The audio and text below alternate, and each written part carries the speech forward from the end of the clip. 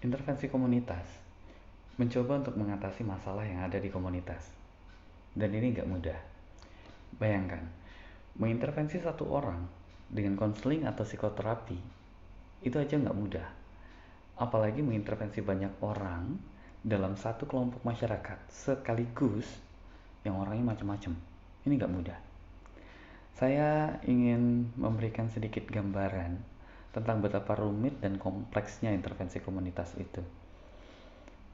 Begini, untuk bisa mengatasi masalah, kita mesti tahu penyebabnya. Kan begitu? Dengan mengetahui penyebabnya, kita akan bisa mengetahui intervensinya yang pas. Demam panas misalnya, yang dialami oleh seorang individu. Ini masih intervensi individu ya, belum intervensi komunitas. Untuk bisa tahu intervensi yang pas, agar orangnya bisa sembuh dengan baik, kita mesti tahu penyebab demamnya. Bila penyebab demamnya adalah virus demam berdarah, maka cara penanganannya harus menggunakan protokol penanganan demam berdarah. Bukan protokol penanganan tipes, bukan protokol penanganan flu biasa. Jadi, kalau ada masalah demam panas, perlu ada asesmen dulu nih. Ini penyebab demamnya virus demam berdarah, bakteri tipes, atau hanya virus flu biasa, atau yang lain. Kalau penyebab demamnya adalah virus demam berdarah, maka intervensinya kita gunakan protokol penanganan demam berdarah. Kalau penyebab masalahnya adalah bakteri tipes, maka intervensinya kita gunakan protokol penanganan tipes. Kalau penyebabnya virus flu biasa, maka intervensi yang kita gunakan adalah protokol penanganan flu biasa. Yang ingin saya sampaikan di sini apa? Yang ingin saya sampaikan di sini adalah kalau cara penanganan kita nggak pas dengan penyebabnya, nggak cuma hasilnya bisa nggak efektif, tapi juga bisa berbahaya. Nah, itu intervensi individu. Masalahnya satu, orangnya satu.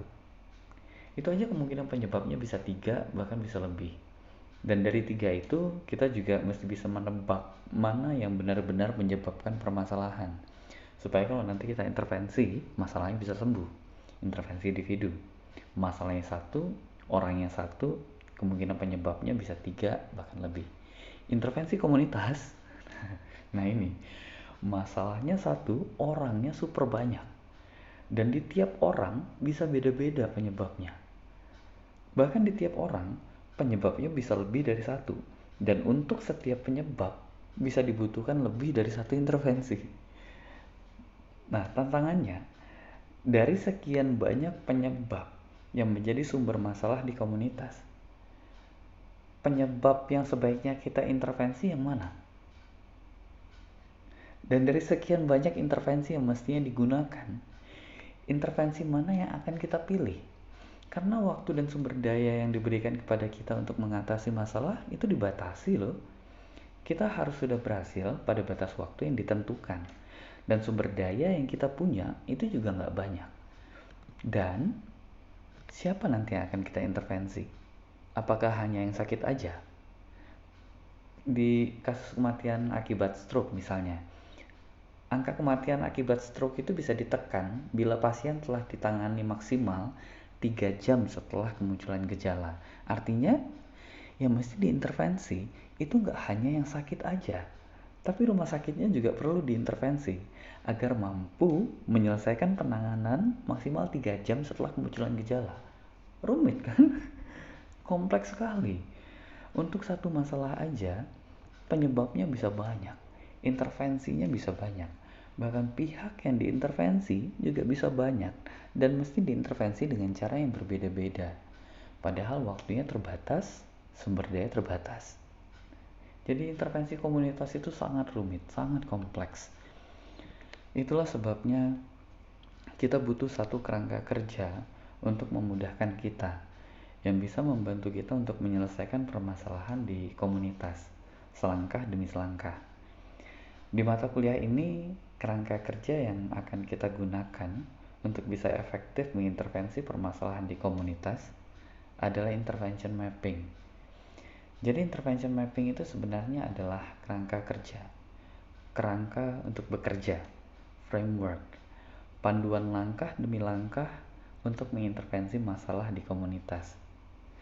Dengan intervention mapping sebagai kerangka kita dalam bekerja, menyelesaikan masalah yang ada di komunitas memang tetap rumit dan kompleks, tapi jadi bisa dikerjakan, jadi workable. Kita jadi bisa terus melangkah setahap demi setahap. Tanpa adanya intervention mapping, menyelesaikan masalah yang ada di komunitas akan seperti mencari ketiak ular. Terus kita cari, tapi nggak ketemu-ketemu. Jadi bila Anda ingin mengatasi permasalahan di komunitas, bila Anda ingin bisa mengatasi permasalahan di komunitas dengan efektif, Anda butuh intervention mapping. Pelajari betul intervention mapping.